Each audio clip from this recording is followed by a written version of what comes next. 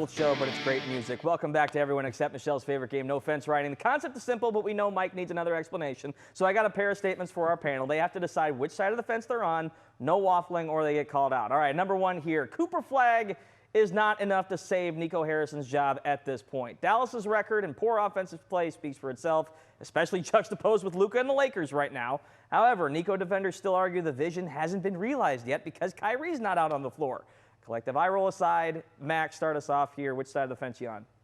No, I agree. I don't think Cooper Flagg is ultimately going to be able to save Nico Harrison. I think Patrick Dumont, the governor, owner, whatever we want to call him, of the Dallas Mavericks, is going to realize at some point he's going to have to do it. As much as he doesn't want to do it, as much as he's tripled down on it and all that other stuff, I've never seen a franchise in all my years living here as beleaguered, criticized, and now as hated as the Dallas Mavericks. And if you want to sell tickets and sell an arena, they're going to have to get rid of them.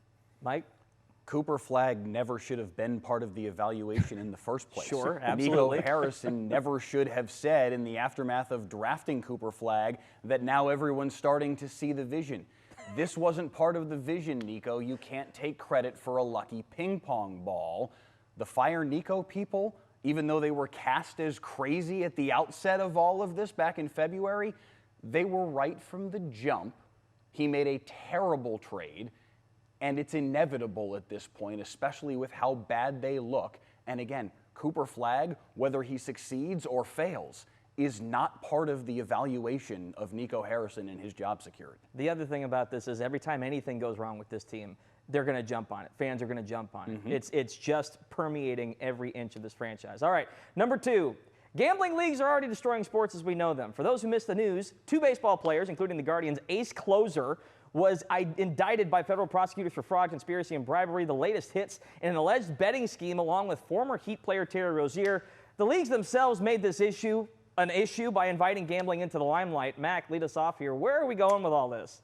My father is going to turn 93 soon, and he told me about 10 or 15 years ago, he said, son, all of this is going to turn into horse racing.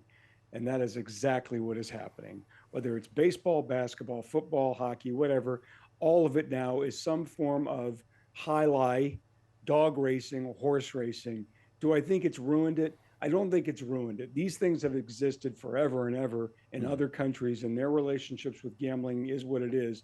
But I do think it is irrevocably changed how we view sports now, and anything that happens now includes a lens that says, I wonder if that was on the up and up or somebody was on the take. And sometimes we're going to be confirmed that sometimes these guys have taken cash to take a dive to for whatever reason, and most of the times they have not, but it has changed it forever. Mike? What's our buddy Stretch Smith always say? Bet on the 4-leggeds, not the 2-leggeds, because you can't trust the 2-leggeds.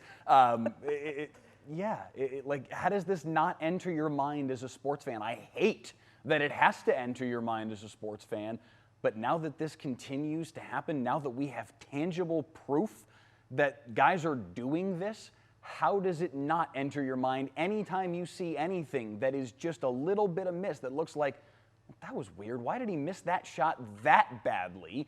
It's going to enter your mind, and that's a terrible thing for sports. And to me, that's the point. It is irrevocably changed, as Mac kind of pointed out, how we view sports as a whole.